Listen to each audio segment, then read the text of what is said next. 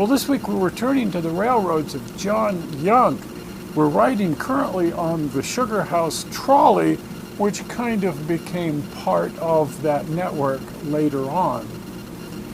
The Salt Lake and Eastern was John Young's railroad that went to the Brickyard, Sugarhouse, and to Park City. It broke off of his main line at 9th South and 9th East, where the Salt Lake and Fort Douglas headed off to the north and ultimately up to Fort Douglas, Red Butte Canyon, and Wagner's Brewery. This line that broke off there and went to the south went to Sugarhouse, and at Sugarhouse he had his engine facilities and the shops for the railroad, and then a small branch line over to the Brickyard and his main line all the way up to Park City. Now back then, Sugarhouse was a very industrial area. It had sprung up around the sugar mill known as the Sugarhouse, which is kind of a stupid misnomer because it never actually made any sugar. It was built by my great-grandfather, who practically died in the process of making the sugar mill there. He traveled to England to see how in the world they were making sugar out of sugar beets instead of sugar cane. Can't grow sugar cane in Utah, so there was a huge interest in trying to figure out how to make sugar out of sugar beets. Anyway, he got caught in a snowstorm and in Wyoming, and he had to be rescued by Porter Rockwell, and he almost died. But he eventually made it all the way to England, figured out how they were making sugar out of sugar beets instead of sugar cane, came back, built the sugar house, but it didn't work. They were able to make molasses, but that was just kind of a failed venture, and they started making paper there, but then that didn't work out very well either, and so it became the locomotive shops for the Salt Lake and Eastern and the Salt Lake and Fort Douglas, John Young's railroads. The sugar mill was built a couple of decades after the Mormon pioneers arrived in Salt Lake. My great-great-grandfather had designed this building. This was the social hall. It was a theater downtown, and he just repurposed those plans and built two of those buildings end to end. But it was the same footprint, same size, basically the same building, but not so fancy. Now, while the sugar mill never really worked out, the whole area turned into the lumber capital of Salt Lake. It was all lumber yards around there and other forms of hardware stores. East of there was really nothing. This is the area that is now Sugarhouse Park, and you can see that east of Sugarhouse, it was just wide open country. So this particular trolley line that we're riding on was actually built by the Denver and Rio Grande to replace the main line that John Young had built. The Denver and Rio Grande Western bought out John Young's railroads and abandoned the Salt Lake and Fort Douglas and the main line up 8th South and 9th South, which was all 3-foot gauge, and they built a standard gauge line in this exact site right here, just south of 21st South, to replace all that because, well, people were getting kind of pissed off about having steam trains going through their yard, and as the city became more and more urban and those areas became less and less farmland, it became more of a problem to have steam locomotives going up through everybody's yards that way. So the Rio Grande, after they bought it, they abandoned that track and they built this track, which is now the Sugarhouse Trolley. Now back then, the Sugarhouse Trolley went up the middle of 11th East, which is also where the Salt Lake and Eastern ran, right up the middle of 11th East to Sugarhouse, and then it bent and it went up 21st South, and that was the end of track right there.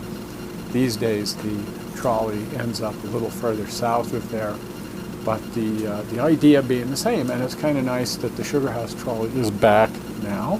It's been rebuilt by the Utah Transit Authority. For some 50 years there was no Sugarhouse Trolley, and now it's back. So I whipped up this map. Now up here at the top, this purple line is the old original Sugarhouse Trolley. The red lines are the standard gauge Denver and Rio Grande, part of that's the trolley now. The white lines are the original 3-foot gauge Salt Lake and Eastern, and the black lines are dual gauge, the surviving 3-foot, now standard gauge, so that they can run both gauges of track on it. Now over here is the prison, the state prison. Sugarhouse was also the home to the state penitentiary. Kind of a scary looking castle looking thing. And a lot of guys were in here for polygamy of all things. Now notice that they had a really cool gallows turntable right out in front of the building to turn train. Well, there was no turntable at the prison, so what would they have had that looks just like a gallows turntable? Well, no matter. Back to the map. Right here, this is the sugar mill, which at this point was being used as the locomotive shop. You can see the water column here for filling the locomotives. It brought water in from the creek. And over to the far right, there's this cool UP boxcar just barely in the picture. And between the boxcar and the building, look, there's the real gallows turntable. Now, as I was researching for this show, I came across this cool picture taken at the Sugarhouse Depot. There really was never a depot there, just sort of a sighting. But you could catch trains, you could go into town, you could go up to Park City. What they've done here in this picture is they've brought in 4 FT diesel units. Now, General Motors was building these, and they'd been taking them around showing off the future of rail travel. These beautiful diesel engines known as FTs. The Denver and Rio Grande Western had bought some of them, and they had painted them Rio Grande, and they were taking them around and showing them off with this whole little show-off train that they had, and they had it parked there at the Sugarhouse Depot. Right behind those engines, which everybody are really looking at, and they're ignoring what's right behind it, there's a narrow gauge steam engine. Must be sitting on a flat car. You can just barely see it. Can't tell exactly what it is, but there's a narrow gauge steam engine there. There's a couple of standard heavyweight passenger cars, and then at the very back of the train, there's a streamlined domed observation. And these were going to go into service 10 years later. This picture was taken in 1939, and they went into service on the California Zephyr on the Rio Grande and the Burlington Northern and the Western Pacific, running between San Francisco and Chicago. By the 1950s, Sugarhouse had emerged as a really cool neighborhood. It was the furniture capital of Salt Lake City and really becoming quite hip. The sugar mill had been torn down in 1928, and the corner that it stood on was the Sugarhouse Market. Today, that corner looks substantially different. It's the Barnes and Noble booksellers. Only one of the original 6 or so furniture stores that used to be here still survives. Mostly Sugarhouse has become eateries and clubs and luxury condos, art galleries. It's just the hip part of town. There is a little area right here called Hidden Hollow. Was never developed, and now it's being preserved as sort of a little wilderness area. The coolest thing here is that the grade right here of the narrow gauge still survives, just a little piece of it, and you can go walk on that.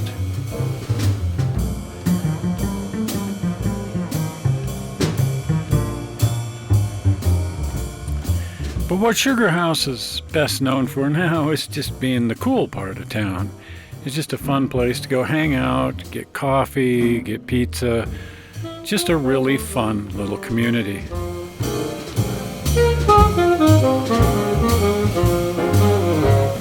Well, there you go. The history of Sugarhouse, the Sugarhouse Trolley, the Salt Lake and Eastern. A lot of good, fun, goofy stuff. You may have noticed that on the map there's a little tiny building down there. That's going to be the next show on this railroad. Trust me, it's weird. We're going to be looking at one of the most infamous polygamists that currently is harbored in prison. Also, if you've ever used earbuds or headphones or watched television, you might find it interesting. Or if you have an interest in hydroelectric power, you might find it interesting. So it's a large variety of weird and yet related things that all have to do with this little building here on the map. If you haven't been over to the channel, do get over to the channel. That's Toyman Television on YouTube. You can go to toymantelevision.com and you can link from there back to the channel. You can subscribe to the channel from the channel. Also on this movie, a little blue button is appearing right now up in here that says subscribe, and that will allow you to subscribe to the channel by just clicking on the little blue button. Not sure how you found this movie on the internet. I'm sure hoping you didn't find it boring. And I'll see you here again in 1 week with some more classic Toyman screwing around. See you then. Bye.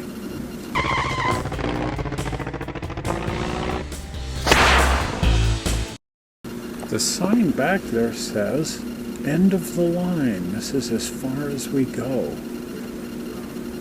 That's really ominous, isn't it?